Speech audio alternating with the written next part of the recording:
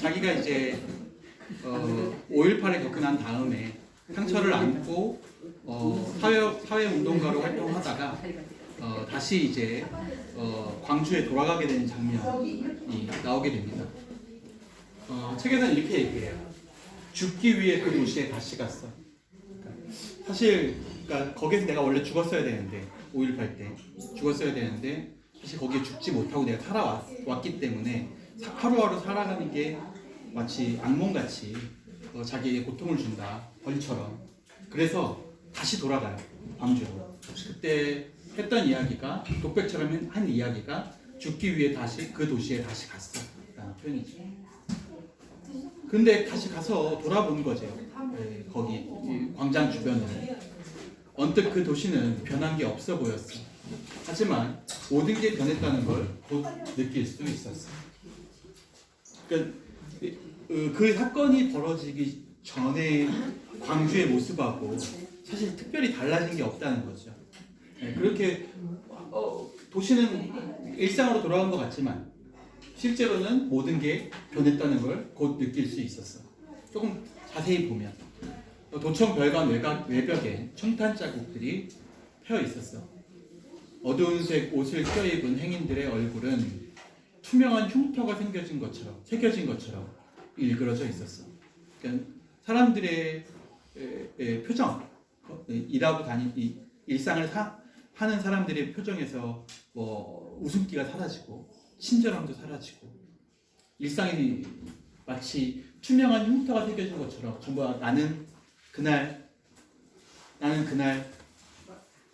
눈 감은 사람이라고. 그렇죠? 다들 그날 불 끄고 있었잖아요. 당시에 외면했잖아요. 그 외면한 사람들은 다 살아남은 거죠. 그리고 그 사람들이 다시 광주를 꾸리고 있는 거예요. 사실은. 근데 그 사람들의 마음속에는 항상 그날 저녁에 죽은 사람들이 떠오르겠죠. 그날 자기가 외면했던 사람들의 그 함성이, 고함 소리가 들릴 거 아니에요. 그러니까 마치 이걸 어떻게 표현했냐, 한강 씨가 투명한 흉터가 새겨진 것처럼 얼굴에 흉터가 항상 남아있는데 남의 눈에 보이지 않는 거죠. 그러다 너를 본 건 금남로에서였어. 나는 재빨리 사진 한 장을 뜯었어. 너는 도청 앞마당에 모로 누워 있었어. 충격의 반동으로 팔다리가 엇갈려 길게 뻗어가 있었어. 얼굴과 가슴은 하늘을, 두 다리는 벌어진 채 땅을 향하고 있었어. 옆구리가 뒤틀린 그 자세가 마지막 순간의 고통을 증거하고 있었어. 그러니까 그 여름에 넌 죽어 있었어. 내 몸이 끝없이 피를 쏟아낼 때 내 몸은 땅속에서 맹렬하게 썩어가고 있었어. 동호를 얘기한 거죠. 자기가 이제 1장에 보면 그 내용이 나오잖아요. 자기가 이제 그 상무대에서 시체를 닦으면서 있었을 때 은숙과 그다음에 동호가 같이 있었죠. 은숙은 살아남았고 동호가 거기서 이제 죽음을 맞이했어요. 그리고 자기가 이제 살기 위해서 도망치고 난 다음에 다시는 돌아오지 않았었는데 다시 돌아와 보니까 도청 건물 한쪽에 이제 희생자들의 5.18 관련 사진들이 있는데 그 사진 속에서 동호의 모습을 발견할 수 있었던 거죠. 옆구리에 총을 맞고 쓰러져 있는, 교련복을 입은 채로 쓰러져 있는 동호의 모습이죠. 그 순간 내가 날 살렸어. 사실은 죽으려고 광주로 간 거예요. 더 이상 못 살겠다 이대로는 라고 생각해서 이름이 뭐였죠? 그 지금 주인공 성주 임선주. 네. 선주 씨는 사는 게 너무 힘든 거야. 그래서 그 기억 때문에 그래서 다시 죽으려고 광주에 내려간 거죠. 그런데 광주에서 이제 도시를 한번 돌아보고 이제 죽으러 가야겠다라고 생각하고 있는데 우연찮게 동호의 사진을 발견한 거예요. 엎어져 있는 사망자들의 사진을 보다가. 그리고 그 순간 내가 날 살렸어. 동호가 자신을 살렸다 라고 이야기하고 있죠. 갑자기 삽시간에 내 피를 끓게 펄펄 되살게 했어. 심장이 터질 것 같은 고통의 힘, 분노의 힘. 어떻게 보면 지금 광주에서 살아남은 사람, 뭐 모든 사람은 아니겠지만 그 중에 이제 자신들이 뭐 폭도로 지목되고 그 폭도로 지금 다 사면됐지만 당시에 폭도로 지목됐던 사람들, 이 사람들은 그해 크리스마스가 가기 전에 다 나와요, 사실은. 그런데 나와서도 제대로 된 삶을 살지 못하죠. 그리고 선주 씨처럼 이렇게 죽기 위해서, 뭐 진수는 이미 죽었고 그런 식으로 마지못해 벌처럼 살아가던 삶을 이어오던 사람들이 있었는데, 그 사람들의 마음 속에는 사실은 무기력감이 더 커요. 내가 아무것도 해주지 못했다. 그 다음에 동료들과 동지들과 같이 죽음을 맞이하지 못했다. 나만 살아났다. 라고 하는 그런 끔찍한 고통을 당했으면서도 거기에 대한 죄책감이 컸는데, 그날 내려가서 아무런 죄도 없는 중학교 3학년짜리 어린아이가 총을 맞고 쓰러져 있는 모습을 발견한 거죠. 내가 알고 있었던, 바로 그날 카스테라 빵을 먹고 싶어하고 같이 김밥을 나눠 먹던 그 동호잖아요. 그 동호가 죽어있는 사진을 봤어요. 내가 고통받고 있을 때 너는 빵에서 썩어가고 있었구나 라고 생각하니까 그제서야 자기가 살아있다는 거에 대한 생각이 드는 거죠. 거기에 대한 뭐 감사라고까지는 그렇지만 숨쉬고 있다는 것에 대한 뭐 안도감이라고 볼 수가 있겠죠. 그리고 그 살아남은 사람들은 뭐가 있어? 지금 죽은 사람을 보니까 그 사람들의 삶을 대신 살아야겠다는 부채의식이죠. 내가 그냥 죽으면 안 되겠다라는 거예요. 이들의 삶까지 살아야 돼. 어떤 힘으로? 분노의 힘으로. 어저께인가 그 유시민 씨가 무슨 칼럼을 하나 썼더라고요. 근데 이번에 뭐 윤석열 대통령이, 전 대통령이 풀려나게 되는 과정에서 관여했던 판사가 한 명 있어요. 지규현이라는 판사죠. 네. 지규현이라는 판사가 뭐 말도 안 되는 뭐 이런 것들을 만들어가지고 사실은 풀어준 거 아니에요? 구치소에서. 3일짜리 법령 만들어. 그러니까 그걸 보고 난 다음에 유시민 씨가 이렇게 사설을 썼어요. 자기는 이걸 용서할 수가 없다는 거예요. 어떻게 정의를 판단해야 될 판사의 위치에 있는 사람이 사적인 감정을 내세워서 자기의 어떤 감정을 내세워서 그런 판결을 내릴 수가 있는가? 그런데 자기는 소시민이기 때문에 여기에 대한 뭐랄까 저항을 할 수가 없다는 거예요. 내려진 판결에 대한 저항을 할 수가 없잖아요. 그래서 내가 할 수 있는 유일한 시민으로서의 분노, 합법적인 분노라고 한다면 자기는 죽을 때까지 이 사람의 이름을 잊지 않겠다는 거죠. 지키는 판사 이름을 잊지 않겠다. 그래서 나는 어디 가서 이야기할 기회가 있을 때마다 그 이름을 언급할 거래요. 어디에 가서 판사에 대한, 검찰에 대한, 그다음에 판결에 대한, 윤석열 탄핵에 대한 이야기 같은 것들을 할 때 항상 자신은 이 지기현이라는 이름을 얘기할 거라는 거예요. 그게 내가 할 수 있는 유일한 분노래요. 어디 처음으로 얼굴 TV에 나타났잖아요. 그동안 한 번도 얼굴 안 나타났어요. 자기가 할 수 있는 유일한 분노, 소시민으로서 할 수 있는. 그게 근데 그게 무기력감으로부터 벗어나게 해줘요. 이 책처럼 한강 씨가 얘기한 것처럼 그 분노의 힘이 어떻게 보면 사람을 살아가게 만들어주는 거예요. 인간은 그런 존재라는 걸 이미 누가 얘기했어요? 니체가 얘기했어요. 인간은 그렇게 짓밟힐 때 정말 인간다워질 수 있다는 거예요. 가장 인간적이라는 책이 있어요. 니체가 쓴 책 중에. 근데 거기에 보면 그런 얘기가 나오죠. 인간은 무엇 때문에 인간인가? 저항할 때 인간이라는 거예요. 누군가 강한 힘으로 나를 억압하고 내 자유를 빼앗으려고 할 때 나는 거기에 내가 힘이 안 된다고 하더라도 심지어 아주 비굴한 자세로 그 사람에게 빌어서라도 살아남기 위해서 빌어서라도 살 수 있다는 거예요. 근데 그렇게 할 수 있는 건 인간밖에 없대요. 그래서 가장 인간적인 애도 인간은 그렇게 짓밟혀 봐야 자신의 본질을 깨닫고 그 힘으로 살아간다는 거죠. 여기서도 그 이야기를 하고 있어요. 어떻게 보면 아주 아이러니하게 지금 어저께 유시민 씨가 썼던 그 내용이 여기에도 한강 작가가 2014년 지금으로부터 11년 전에 이미 썼던 내용인 거죠. 그 순간 내가 날 살렸어. 동호야. 이렇게 된 거죠.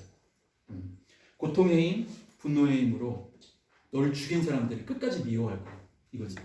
용서하지 않겠어.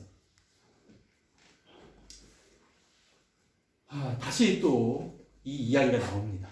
이제 우리를 아주 무겁게 만드는 이야기죠. 태극기와 애국가.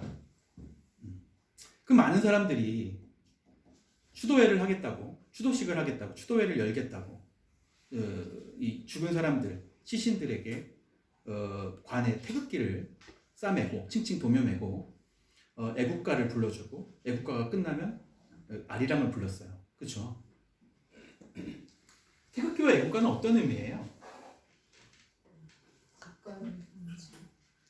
한강시는 뭐라고 쓰는지 볼까요? 한강시의 이 표현이 정말 절묘해요. 오래전 동호와 은숙이 조그만 소리로 나누던 대화를 당신은 기억한다. 실제로 물어봐요. 동호가 은숙한테 도대체 왜 애국가는 왜 부르는 거예요? 이렇게 물어보고 자기 이유를 모르니까. 근데 은숙이 거기에 대해서 대답을 해줘요. 뭐라고 하냐면 나라가 죽였잖아. 어떻게 시민을 죽이는 나라가 있어? 그러니까 그들은 나라가 아닌 거지.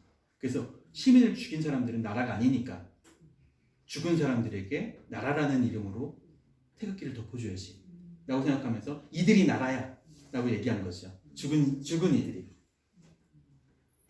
왜 태극기로 시신을 감싸느냐고, 애국가는 왜 부르는 거냐고 동호는 물었다. 은숙이 어떻게 대답했는지는 기억나지 않는다. 지금이라면 당신은 어떻게 대답할까? 임선출하면 뭐라고 대답할까요? 정말 저도 읽으면서 참 그랬던 표현이에요. 태극기로 고작 그걸로 감싸보려던 거야. 위로가 되니까. 그 죽음이 위로가 되니까. 그렇게 태극기로 감싸면 그나마 위로가 되니까. 고작 그걸로 감싸보려던 거야. 사실 우리는 도륙된 고깃 덩어리들이 아니어야 하니까. 그냥 고깃 덩어리로 죽은 게 아니니까. 그런 의미가 있어야 되니까. 필사적으로. 그래서 목이 터져라 묵념을 하고 애국가를 부른 거야.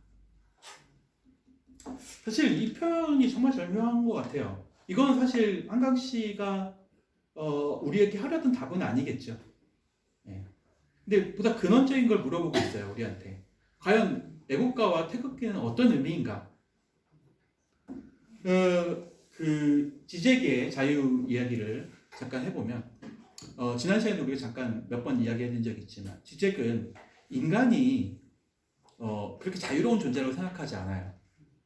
왜냐하면 인간은 자유라는 질병을 가지고 있어요, 육체적으로. 왜냐하면 뇌가 있기 때문에 인간은 어떻게 생각하는지 알아. 어떻게 해야 자유로운 줄 알고 내 자유가 억압될 때 인간은 불끈하면서 아까 원한이나 고통 같은 걸로 사람들에게 대항할 수 있게 돼요. 그렇게 할 수 있는 동물, 그건 동물들도 할 수 있죠. 그런데 인간은 뭐가 달라요? 그 저항을 정당화할 수 있다는 거예요. 그 자유를 정당화할 수 있다는 거죠. 내가 인간이기 때문에 이렇게 저항하는 거야. 네가 잘못된 힘으로 나를 억압하려고 하니까 나는 인간이라서 거기에 대해서 정당한 저항을 하는 거야 라고 이야기하죠. 근데 그 저항의 상징으로서 우리는 뭘 들어야 할까? 뭘 내세워야 될까? 그걸 상징으로 내세우려면, 이데올로기로 내세우려면 뭘로 내세워야 될까냐는 거예요. 국가에 대항하려고 하는 사람들이에요. 그렇죠? 엄밀히 말하면 국가에 대항하는 거잖아요. 국가의 힘에 대항한 거죠. 왜냐하면 광주를 제외하고는 모두 다 불 끄고 있었잖아요. 다 묵인했잖아요. 그걸 국가라고. 우리가 묵인한 거잖아요. 그러니까 광주에서 죽은 시민들을 제외하고는 모두 다 국가라고 인정하고 있는 건 전두환의 국가예요. 당시에. 전두환의 국가를 대표하는 게 뭐예요? 태극기와 애국가죠. 그래서 국가 행사 같은 거 있을 때 항상 태극기 걸고 애국가 부르잖아요. 그러니까 태극기와 애국가는 국가의 상징이에요. 우리가 느끼는 국가의 상징. 그런데 그들은 그 상징을 계엄군에게 걸지 않고 계엄군은 여기서 태극기에 관한 이야기 한 번도 나오지 않죠. 실제로 모든 계엄군에는 다 뭐가 달려 있어요? 태극기가 달려 있어요. 군복에는. 예. 그런데도 불구하고 태극기에 대한 묘사가 전혀 없어요. 계엄군을 얘기할 때는. 그런데 그 이외의 사람들을 이야기할 때는 항상 애국가를 부르는 모습이나 아리랑을 부르는 모습, 그 다음에 태극기를 감싸는 모습 같은 것들을 보여주죠. 그래서 전복된 형태의 국가의 모습을 우리한테 보여주려고 했던 게 당시 사람들의 생각이에요. 이게 실제예요. 그냥 현실이죠. 그게 우리 지난 시간에 사진으로 봤잖아요. 상무대에 이렇게 쭉 있는 관에 전부 다 칭칭 태극기가 감겨 있는 사진을 다 봤잖아요.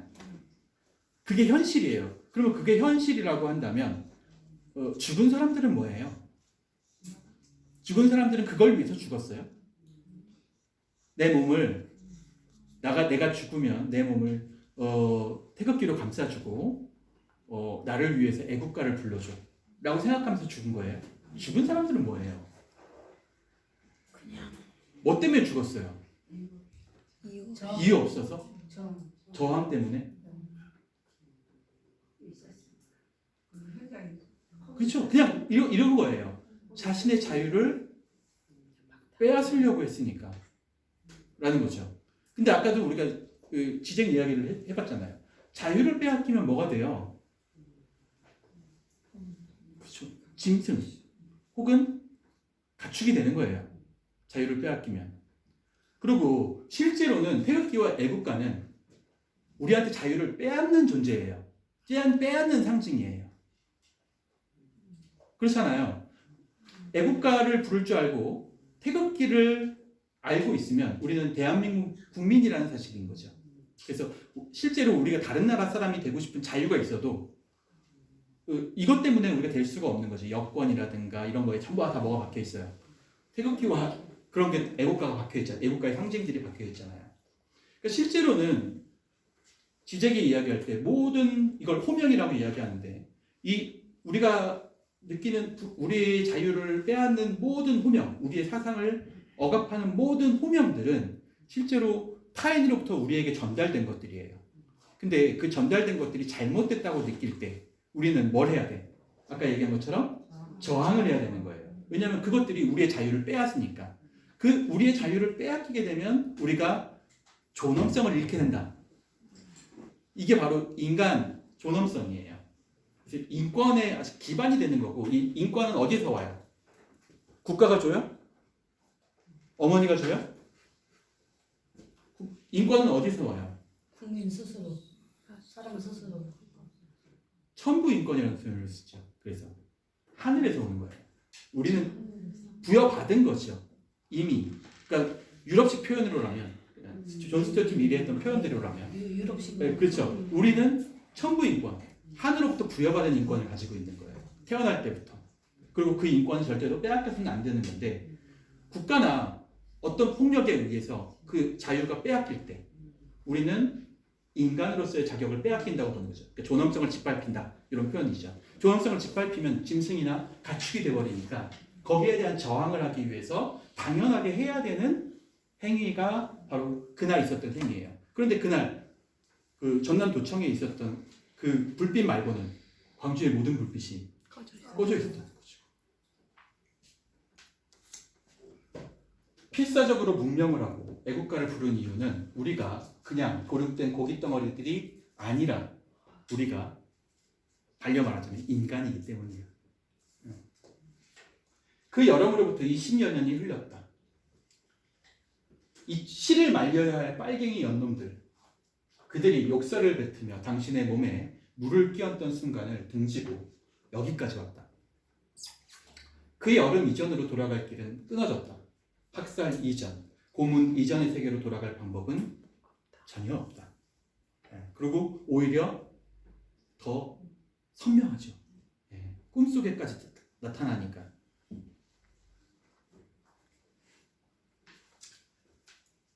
당연한 선택이다. 그래서 이렇게 얘기해요. 인격, 인권, 존엄성에 대한 저항. 이건 당연한 선택이죠. 어저께 뭐 있었던 일인데 전장현이 이제 전국 장애인 단체 연합이죠. 다시 시작. 네, 전장현이 이제 뭐 다시 시위를 하기 시작했어요. 이제 뭐 정권이 원래 시작될 때 항상 해요. 네. 네, 그래서 그때 이제 해야 이 장애인 예산 같은 것들을 확보할 수 있거든요.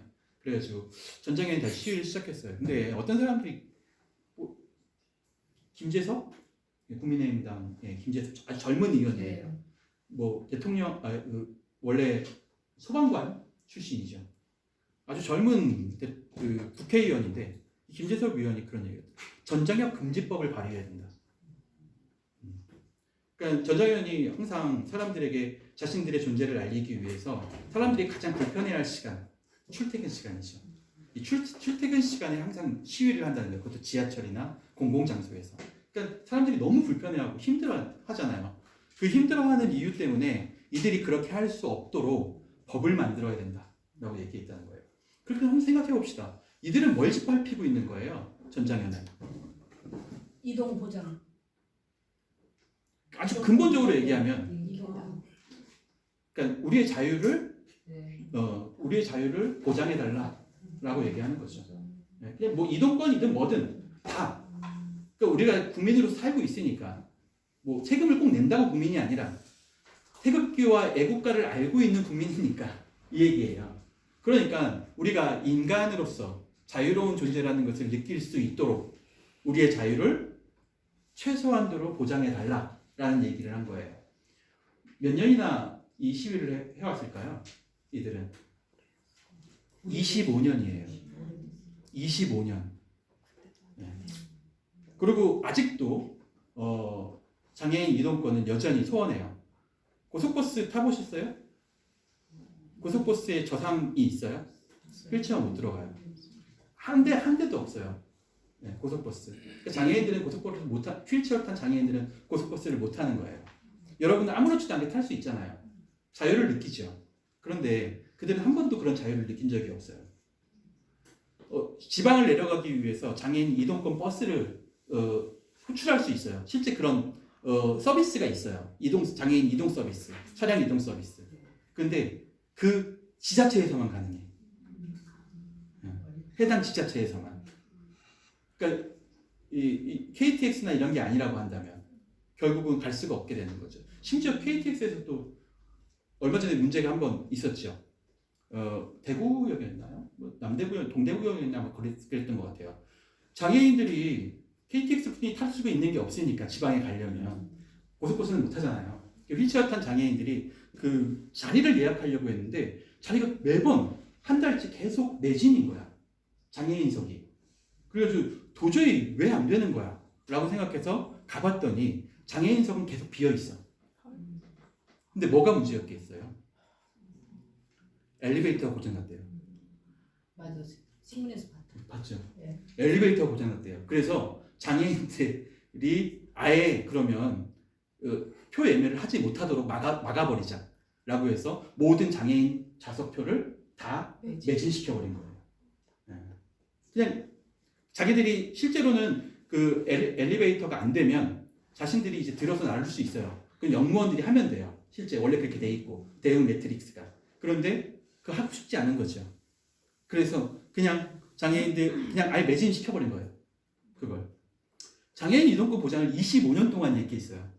총리 집에도 찾아가고 여기도 가고 막 다 해요. 근데 전혀 반영되는 게 없어요. 물론 조금씩 좋아지긴 해요. 당연히 좋아지죠. 그런데 그거는 너무 당연한 거고 근데 아주 소소한 자유, 당연한 선택이 필요해요. 인간으로서 누릴 수 있는 자유, 존중받았다는 느낌 이런 게 중요한데 그런 것들이 짓밟히는 것은 마치 그날 저녁에 전남도청에서 있었던 사건하고 똑같은 감정이라고 볼 수 있다는 거죠. 다른 감정이 아니라는 거예요. 자, 이렇게 얘기해요. 왜 이게 당연한 선택이었냐? 당시에 죽는 것이. 스스로가 용감하지도 강하지도 않다는 것을 당신은 알고 있다. 당신의 선택은 언제나 최악의 상황을 피하는 쪽이었다. 저도 마찬가지예요. 항상 극단주의로 빠지지 않기 위해서 적절한 선에서 타협하죠. 뭐 좋은 편이 있잖아요. 정치적으로도 중도 우파, 중도 좌파 뭐 이런 표현까지 있을 정도로 아주 극단적으로 가지 않으려고 노력해요. 사람들은 대부분 그런 생각을 해요. 충돌을 피하려고, 갈등을 피하려고. 당신의 선택은 언제나 최악의 상황을 피하는 쪽이었다. 대부분 그렇죠. 지금 당신의 어깨를 짓누르는 배낭에 담긴 휴대용 녹음기와 테이프를 결국 월요일 아침 우체국에 들러 윤에게 반송하고 말 것이다. 결국은 안 할 거예요. 증언하지 않겠어. 왜냐하면 증언하게 되면 최악이 돼버리니까. 나는 모든 사람들로부터 조명을 받게 될 것이고 모든 언론이 나에게 인터뷰하러 올 거 아니야. 그러면 나는 매번 똑같은 고통을 되살려서 그걸 증언해야 되잖아요. 엄청난 용기가 필요한 거죠. 뭐 우리가 잘 알다시피 1980년대부터 위안부 할머니들이 그걸 해왔어요. 지속적으로. 굉장한 용기가 필요한 거예요. 자기가 당했던 그 경험을 계속 되살리면서 그 고통을 되살리면서 증언한다는 거 엄청난 용기가 필요하죠. 그래서 마찬가지로 선주 씨도 하지 않겠다. 끝까지 하지 않겠다라고 얘기한 거예요. 하지만 동시에 당신은 안다. 그의 봄과 같은 순간이 다시 닥쳐온다면 비슷한 선택을 하게 될지도 모른다는 거죠. 옳은 건 옳은 거죠. 내가 그런 선택을 하지 않는 것과 내 머릿속에서 옳다 그르다를 판단하는 기준은 전혀 다른 거예요. 제가 무언가가 옳다고 생각하더라도 그게 누군가의 갈등을 일으킨다고 생각하면 적극적으로 주장하지는 않잖아요. 그냥 피하죠. 네, 그런 경험을. 근데 옳지 않다는 것을 알고 있죠. 내 머릿속에서. 내 기준으로 본다면. 선주 씨도 상위 누나 언니로부터 노동자권과 그 다음에 정치에 대한 이야기, 누군가 이 노동자권을 수호하기 위해서 목숨을 바쳤다라는 사실까지도 알고 있어요. 그렇기 때문에 자신은 뭐가 옳다는 걸 알고 있죠. 어떻게 저항해야 된다는 것도 알고 있어요. 그렇기 때문에 동시에 당신은 안다. 그의 봄과 같은 5월의 순간이 온다면 비슷한 선택을 하게 될지도 모른다는 거죠. 총을 든 군대가 지키는 광장으로 걸어갔던 것처럼 끝까지는 않겠다고 가만히 손을 들었던 마지막 밤처럼 희생자가 되어서는 안 돼 라고 성희 언니는 말했다. 눈을 뜬 달이 침묵하며 옥상의 여자애들을 내려다보면 봄밤이었다. 그때 입속에 복숭아 조각을 넣어준 사람이 누구였던가. 그 맛있는 복숭아도 달게 느껴지지 않게 했던 그 달. 당신은 기억할 수 없다. 모르겠어요. 열린 결말이기 때문에 여기서는 이제 임선주 씨가 병원까지 찾아가요. 이제 암투병을 하고 있는 성희 언니하고 화해하기 위해서. 그래서 만약에 화해를 한다면 그러면 성희 언니의 요청을 들어주는 거잖아요. 그 요청이 뭐였어요? 네 삶을 살아. 이제 거기에서 벗어나고 그리고 다른 사람들에게 네가 당한 걸 알려야 돼. 이 이야기를 자기한테 했었어요. 그런데 그걸 매몰차게 거절하고 그 다음부터 안 본 거잖아요. 근데 그걸 화해한다는 건 그걸 하겠다라는 거죠. 증언도 하고 앞으로 내 삶을 살기 위해서 노력하겠다라는 걸 의미해요. 하지만 그 장면은 나오지 않아요. 이 책의 마지막까지. 그리고 이 이야기가 있죠.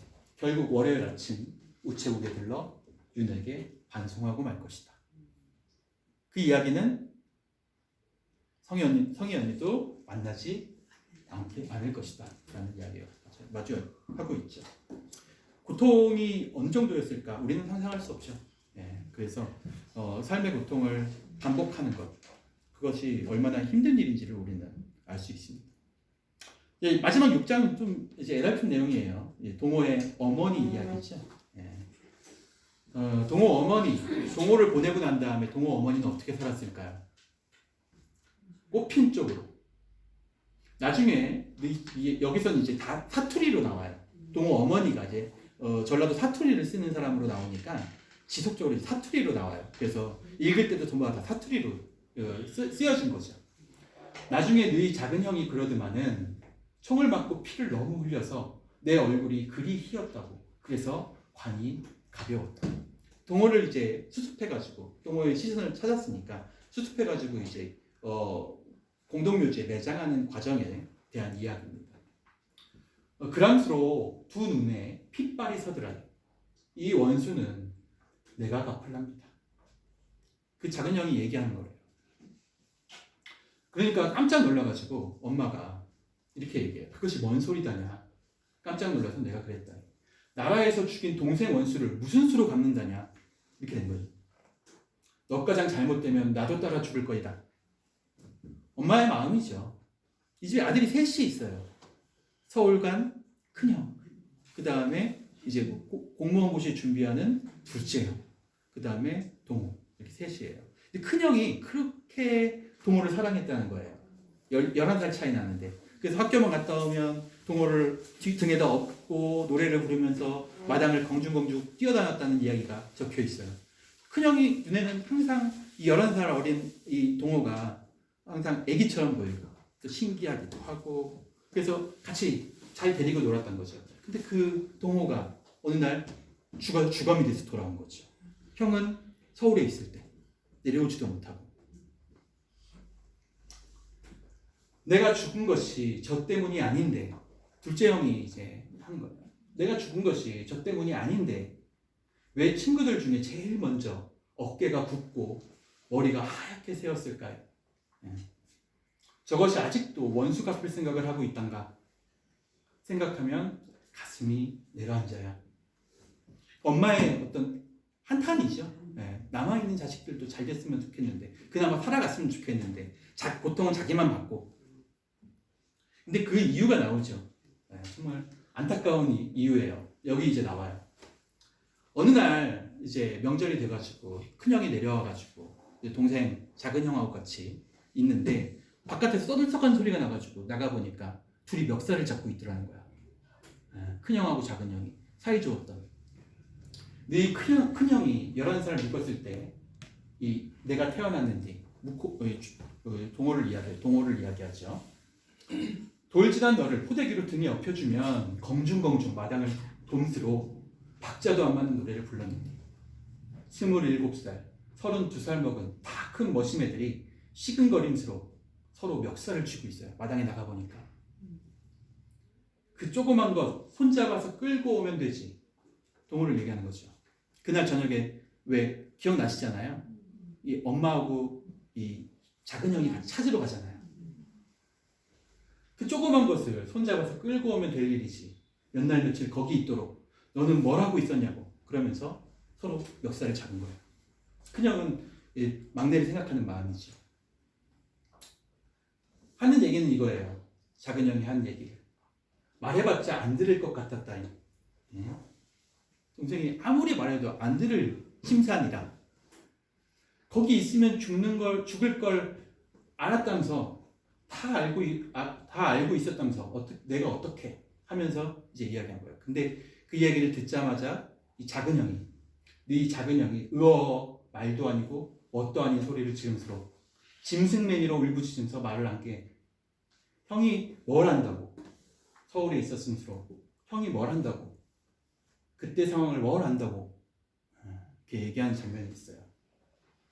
그걸 보면서 엄마가 전을 붙이다가 명절이니까 나가지도 못해. 소리를 듣고 말릴 생각도 못하고 나는 부엌으로 돌아왔다.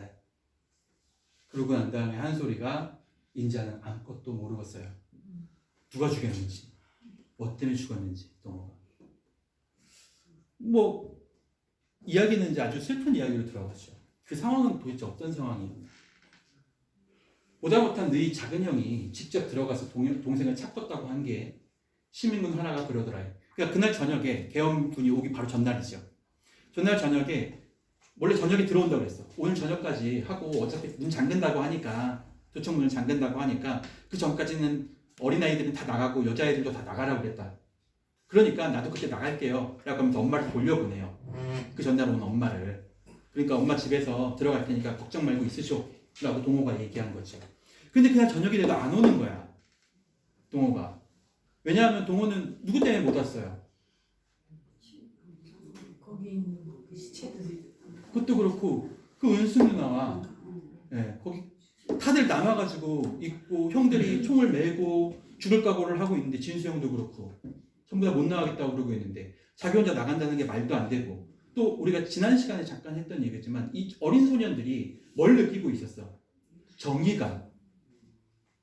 이 어린 소년들이 여기 온 이유는 하나뿐이 없었어. 정의감 때문이야. 자기가 뭔가 대단한 일을 하는 것 같은. 그래서 완전히 순백의 정의로운, 마치 제가 지난주에 슈퍼맨 얘기도 잠깐 했잖아요. 어린 아이들이 훨씬 더 쉽게 그런 데 매료된다는 거예요. 그래서 자기가 옳은 일을 하고 있다는 생각 때문에 두려움도 없어. 이 아이들은 3층에서 뛰어내릴 정도로 두려움도 없단 말이에요.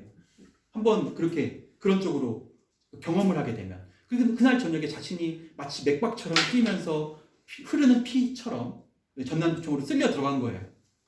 그 엄청난 형들과 함께. 그 형들이 다 죽겠다고 하는 거야. 자기는 오늘 저녁에 남아서. 그러니까 자기는 거기서 홀라 빠져나올 수 있어요? 그 정의감에 타 있는 아이들이. 그러니까 거기 남겠다고 한 거예요. 너도 나도. 근데 죽을 때까지도 자기가 죽을 줄 모르는 거죠. 왜냐하면 그 얘기가 나오죠. 어떻게 죽었는지 이들이. 이 어린 아이들을 다 옥상으로 보내요. 너희들은 그러면 미성년자들이니까 여기 있지 말아라 라고 하면서 다 옥상으로 올려보내. 그러고 난 다음에 만약에 계엄군이 와서 우리가 다 죽고 우리가 다 끌려 나가게 되면 그때 너희는 손 들고 내려와. 계단으로. 그러면 어린 아이들이니까 손 들고 내려오는 너희들을 그래도 죽이진 않을 거야. 그러니까 너희들은 맨 마지막에 내려와. 그래서 실제로도 모든 사람들이 다 이제 마당 앞에 앉아 있을 때, 거기에 누워 있을 때 아이들이 이제 손 들고 내려와요. 근데 그걸 일렬로 쏴 죽여. 내려오는 그대로.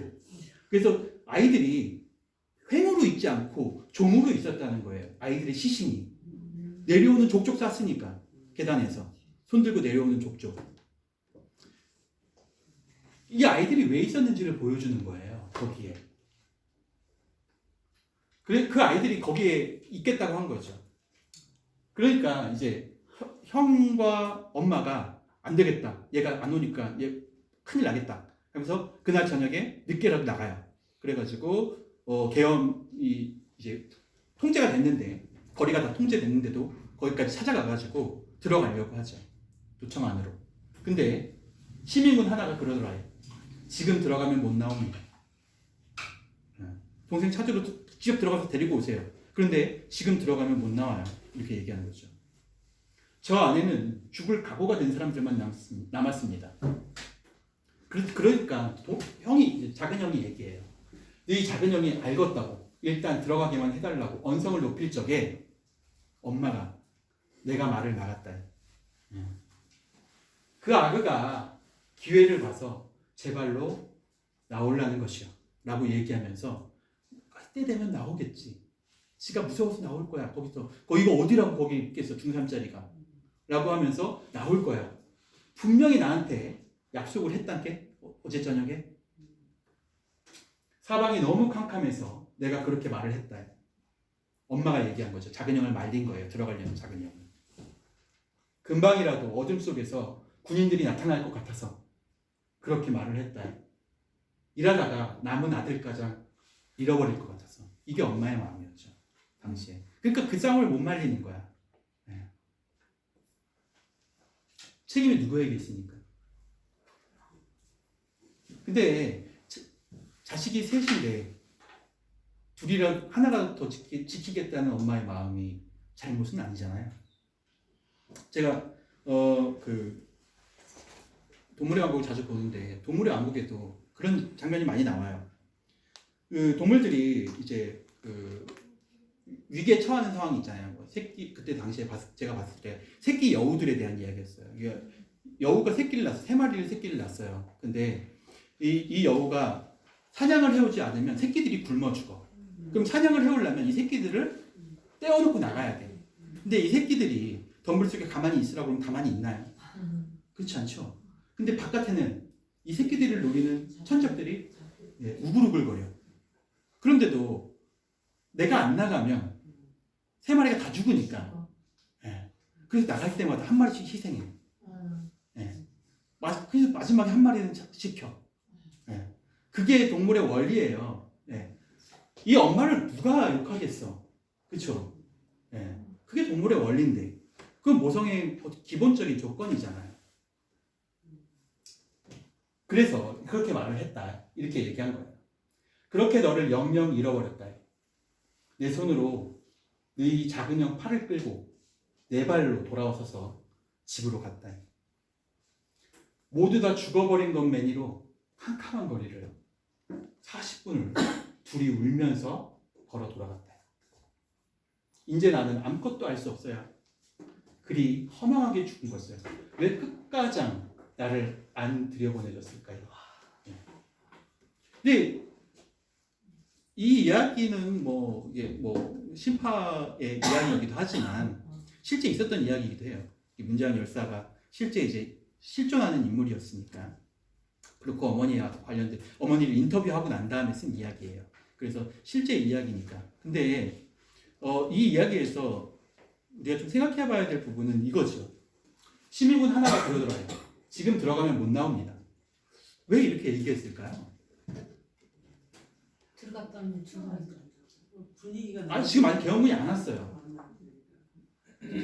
올 거잖아요, 개운. 근데 빨리 들어갔다가 데리고 나가면 되니까 엄마니까 엄마 말은 들을 거 아니에요. 형도 그 조그만 애를 끌고 나오면 되지 강제로라도. 그렇잖아요. 말이 안 되지 않아요? 그 엄마도 그때 들어가면 그 같은 감정이 휩싸이니까. 맞아요. 저도 그것 때문에 이 이야기를 썼다고 생각했어요. 이 이야기를 들으면서 저기 들어가면 못 나옵니다. 이런 얘기는 거기 있는 사람들은 다 뭘 하고 있는 사람들이야. 죽을 각오하고 있는 사람들이잖아요. 근데 그걸 어떻게 외면하고 나와요? 자기 아들만 살겠다고. 똑같은 감정이. 그렇죠. 저도 그렇게 생각을 해서 작은 형이 들어가려고 할 때 엄마가 막은 거라고 생각해요. 그렇죠? 그걸 또 표현하고 싶었고 그렇게 단순히 그냥 모성애 때문에 그렇게 한 게 아니라 거기 들어가면 못 나올 걸 아니까 자기 동생이 있겠다고 하고 자기보다 어린 학생들이 거기 앉아가지고 총을 들고 죽을 각오를 하고 있는데 거기 들어갔다 그걸 외면하고 나온다? 옥상까지 올라갔다가 말이 안 되는 얘기기도 하죠. 그래서 아마 이런 이야기를 적어놨던 것 같아요. 누구도 그 죽음에 책임이 없어요. 엄마도 책임을 없고 작은 형도 책임이 없어요. 동호의 죽음에는. 그래서 고통스러운 삶이 남는 거예요. 목숨이 쇠심줄 같아서. 엄마가 한 얘기예요. 목숨이 쇠심줄 같아서 너를 잃고도 밥이 먹어졌지. 정대네 아버지까지 떠나 괴괴한 문간체는 밖에서 자물쇠로 채워버리고 꾸역꾸역 가게에 나가서 장사를 했지. 그러니까 그 정대와 정민은 둘 다 행방이 묘연해졌잖아요. 실제로 이 둘의 시신은 찾지도 못해요. 둘 모두. 정대의 아버지가 찾아와가지고 얘네들을 찾겠다고 거기에서 전전긍긍하다가 결과적으로 찾지도 못하고 갔어. 그런데 나중에 이제 그 죽은 사람들, 행방불명된 사람들의 가묘를 세워주겠다고 시에서 불러요. 광주시에서. 그런데 그 광주시에 당연히 정대의 아버지가 왔을 줄 알았는데 정대의 아버지가 안 왔다는 거야. 자식들 가묘를 세워주겠다고 하는데. 그래서 엄마는 뭐라고 생각해요? 오래 못 살았지. 자식을 잃고 자식 보내고. 그 군인 대통령이 온다고 어느 날 그러고 있는데 전두환이 내려온다는 거야. 광주에. 그 해명을 하겠다. 자기가 대통령이 됐으니까 해명을 하겠다라고 온다고 했다는 거예요. 그 군인 대통령이 온다고. 그 살인자가 여기로 온다고 해서 내 피가 아직 안 말랐는데 어떻게 그걸 광주로 들여보내? 라고 하면서 그 사망자 그 열사들 어머니 모임이 부모 모임이 있었는데 그 모임에서 그걸 막겠다고 플랜카드를 적고 해가지고 이제 시위를 하기 시작한 거죠. 혼자 유족회에 갔다. 아버지까지 데려가려고 했는데 아버지 따라 나선다고 했는데 아버지는 갔다가는 쓰러질까봐 내버려 두고 자기가 갔다는 거예요. 엄마가. 헤어질 적에 손을 잡는 뒤 그러니까 그렇게 하고 모여가지고 플랜카드도 쓰고 어떻게 우리가 막을지 계획도 짜고 하고 난 다음에 이제 서로 헤어지는 거야. 우리 내일 봅시다. 엄마들 유족회들끼리 봅시다. 그렇게 하고 하는데 헤어질 적에 뭐라고 얘기하냐? 그 내용을 어떻게 표현해놨냐면 문학적으로 헤어질 적에 손을 잡는 뒤 그 차갑던 살, 그 유족들의 손이 다 차더라는 거야.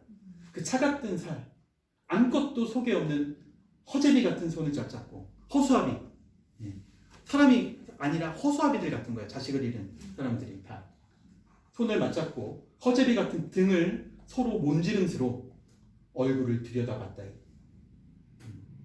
근데 그 얼굴이 어떠냐? 얼굴 속에 아무것도 없고 눈 속에도 아무것도 없는 우리들이 내일 보자는 인사를 했다. 아무것도, 그러니까 눈에 초점도 없어요. 그렇죠.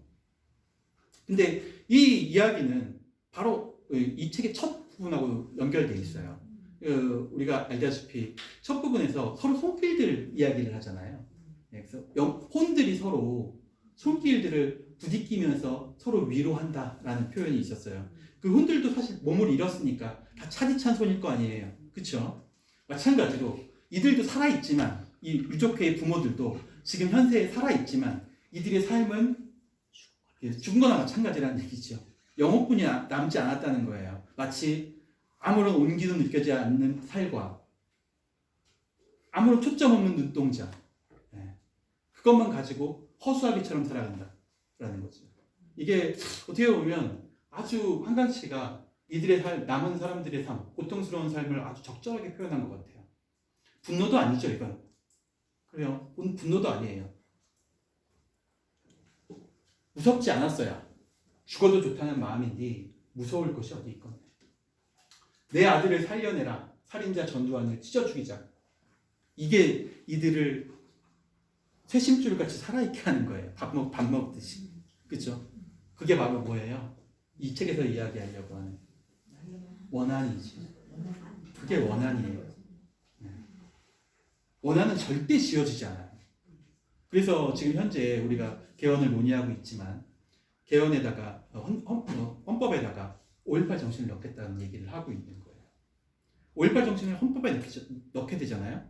그러면 우리나라가 존재하는 건 아마 없어져요. 그 기억은. 그렇게 되는 거죠.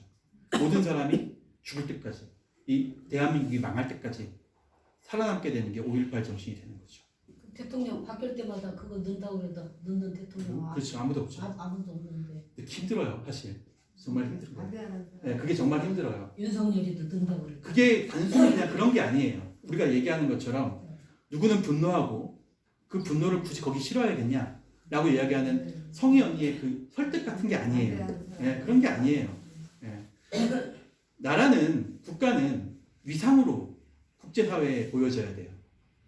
근데 그 위상은 그 나라가 어떤 법 위에 서 있는가가 결정해요. 국제사회에서는 적어도. 근데 그걸 모든 나라에 공표하는 것, 그게 어떤 사람들에게는 치욕스럽게 느껴지는 거예요. 그러니까 그게 어떤 사람들에게는 치욕스럽게 느껴지는 거야. 그런 역사를 굳이 다시 반복할 필요도 없는데, 반복되지도 않을 것인데 그걸 굳이 우리가 기억해야 할까라고 이야기하는 사람들도 있다는 거예요. 반면에 반대편에서는 쇠신줄같이 살아가지고 원한이 남아있기 때문에 그 원한이 사라지지 않는 한은 계속 기억할 수밖에 없게 되는 사람들도 있게 되는 거죠.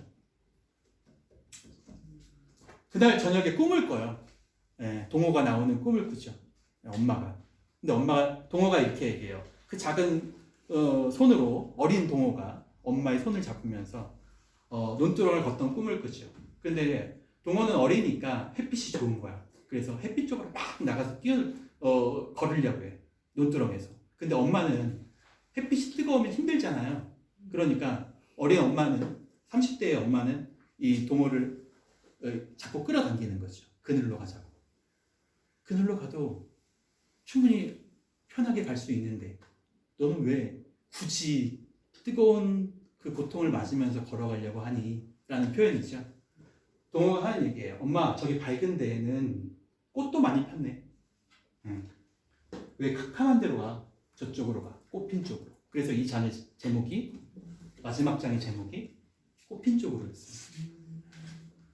꽃은 뭐예요?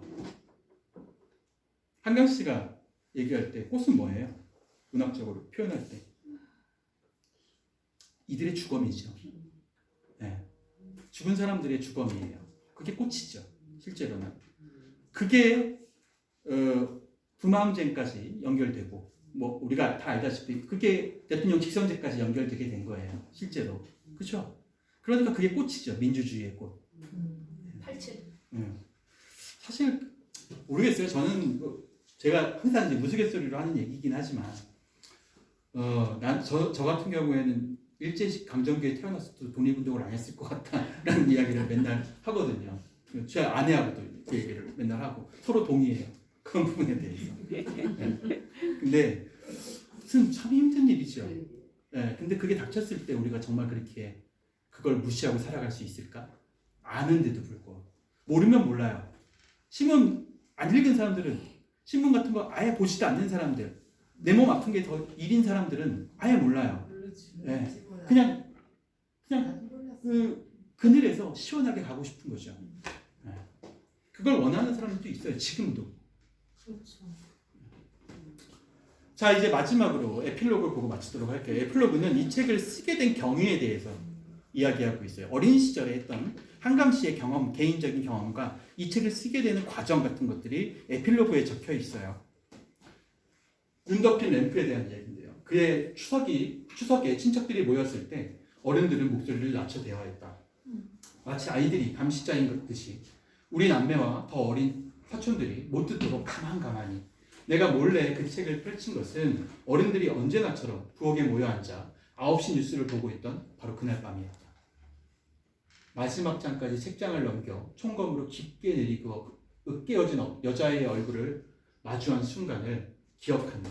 거기 있는지도 미처 모르고 있었던 내 안의 연한 부분이 그때 소리 없이 깨어졌다.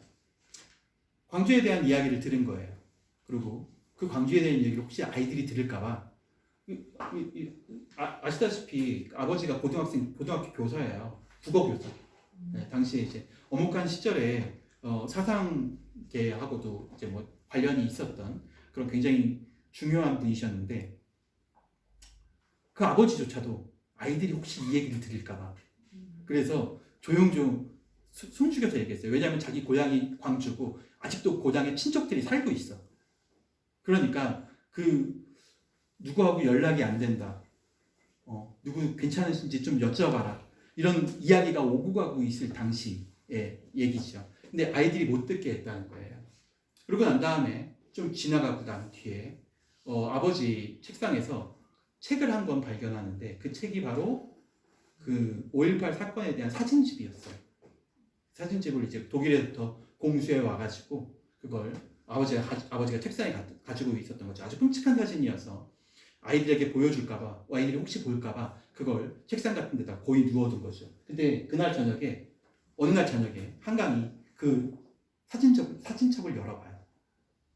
그리고 거기에서 자기 또래의 여자아이의 얼굴을 마주하게 되죠. 왜 도대체 이 아이가 아무런 죄도 없는 어린아이가 이렇게 끔찍한 죽음으로 죽어 있는가? 예, 그 이야기를 처음 접하면서 한강 씨가 자기 신경을 뭐라고 적었냐면 내 안에 연한 부분이 소리 없이 깨어졌다. 이렇게 썼어요. 공감하세요? 어른이 되는 거죠. 더 이상 어린아이가 아닌 거예요. 뭘 알게 됐어요? 세상은 아름답지 않구나. 동화처럼 산장 씨가 어렸을 때 동화를 많이 읽었다고 하는데 세상은 동화처럼 아름다운 게 아니구나 라는 것을 처음 깨닫게 된 순간이라는 거죠. 그래서 그 기억을 아주 선명하게 어렸을 때부터 가지고 있었어요. 그런데 이 책이 쓰여진 건 2014년. 그래서 굉장히 오랫동안 부채의식을 가지고 있었던 거야. 이 이야기를 내가 어떻게든 풀어내야 돼. 그래서 쓰긴 써야 될 것 같아 라는 거예요. 왜냐하면 기억에 남아있긴 한데 계속 괴롭히는데 그걸 써내지 않고는 내가 작가로서 버티지 못하겠다 라고 생각한 게 바로 이때였어요. 그래서 대면과 결심을 하게 되죠. 신역에서 발견된 청년들의 시신을 실은 리어카가 행진하던 부분에서 비슷한 중학생이 보였다. 멀찌감치 서있던 그 소녀는 울음을 터뜨릴 듯 놀란 얼굴로 시신들을 바라보고 있었다. 그 정대나 아니면 동호일 수도 있고 그 아닐 수도 있죠. 근데 어느 날 이제 광주에 가서 이 책을 쓰기 위해서 조사를 하는데 그 조사하는 과정에서 시위대에 있었던 어린아이들의 모습을 본 거예요. 늦은 봄인데도 추운 듯 단단하게 팔짱을 끼고 있었다. 너무 평범해 누구와도 혼동될 것 같은 그런 아주 평범한 어린아이의 얼굴을 가지고 있었다. 그러고 난 다음에 이제 광주에 내려왔잖아요. 그러니까 어디에 전화를 알려야 할까? 누구에게 알리면 그걸 막을 수 있을까? 이걸 왜 하필 나에게, 아무런 힘도 없는 나에게 알려줬을까? 그러고 난 다음에 밤마다 꿈을 꾸는 거야. 근데 그 꿈이 뭐였어요? 자기가 거기로 돌아간 거야. 그날로. 그래서 내가 이제 당장 계엄군이 쳐들어오는 그 전날로 돌아가서 내가 이제 어떻게 해야 되나? 내가 그 사실을 다 알았는데 나는 어떻게 손을 써야 되나? 이렇게 항상 생각하고 있었던 거죠. 그런 꿈을 꾸다가 악몽처럼 깨고 그러면서 이 책이 완성된 거예요. 폭력과 억압은 여전히 진행되고 있기 때문에 이 책을 써야겠다라고 마음먹었다고 해요. 2009년 1월 새벽 용산에서 막루가 불타는 영상을 보다가 나도 모르게 불쑥 중얼거렸던 것을 기억한다. 저건 광주잖아. 그러니까 광주는 고립된 것, 힘으로 짓밟힌 것, 훼손된 것, 훼손되지 말았어야 했던 것의 다른 이름이었다. 피폭이 아직 끝나지 않았다. 광주가 수없이 되태어나 살해되었다. 덧나고 폭발하며 피투성이로 재건되었다. 지금도 여전히 국가 혹은 어떤 폭력에 의해서 짓밟히고 있는 인권들이 존재해요. 방금 전에 우리가 얘기했던 전장현의 시위도 마찬가지죠. 인권은 항상 지금 우리 사회에서 소수자들이 그 인권이 매일같이 묵살되고 있어요. 자신의 의견도 묵살되고 의견을 전달할 창구조차 가지 않죠. 아마 기억나실지 모르겠는데요. 문재인 정권 때도 마찬가지였어요. 네, 똑같아요. 네. 총리의 집에 예산안을 가지고 전장현 사람들이 찾아가요. 휠체어를 끌고 찾아가요. 지하철을 타고 그렇게 찾아가는 8시간을 기다려도 총리가 나오지 않아요. 주말에 문 밖으로 그 쪽지 하나만 받아주면 되는데 그걸 안 받아줘요.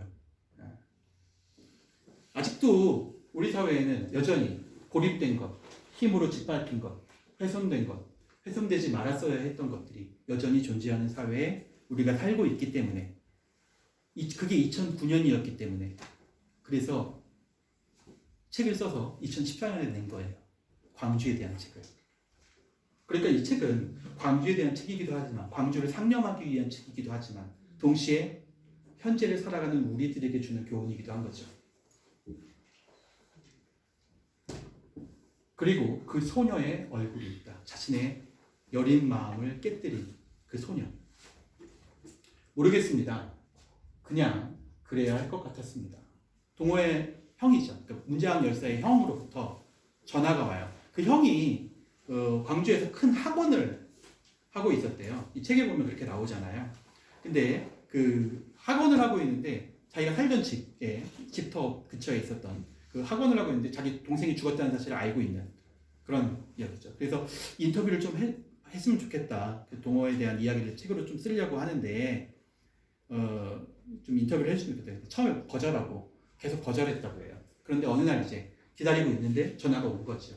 그리고 왜 이렇게 전화 걸 용기가 마음을 바꾸셨습니까? 물어보니까 이렇게 얘기했다고 해요. 그 형이 모르겠습니다. 그냥 그래야 할 것 같았습니다. 그들이 희생자라고 생각했던 것은 내 오해였다. 그들은 국가 권력의 희생자들이 아니죠. 피해자들도 아니에요. 그들은 희생자가 되기를 원하지 않았기 때문에 거기 남았던 것이다. 가지고 온 초들을 소년의 무덤 앞에 차례로 놓았다. 마지막에 이제 그 문재왕 열사의 그 무덤에 가서 이 책을 내기 전에 한강 씨가 거기에서 묵념을 하는 장면이 이 책의 마지막이에요.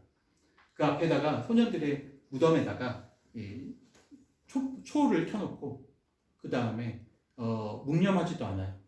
기도하지 않았다. 눈을 감고 묵념하지도 않았다. 그들은 희생자가 아니니까. 그렇죠. 그들은 인간이니까.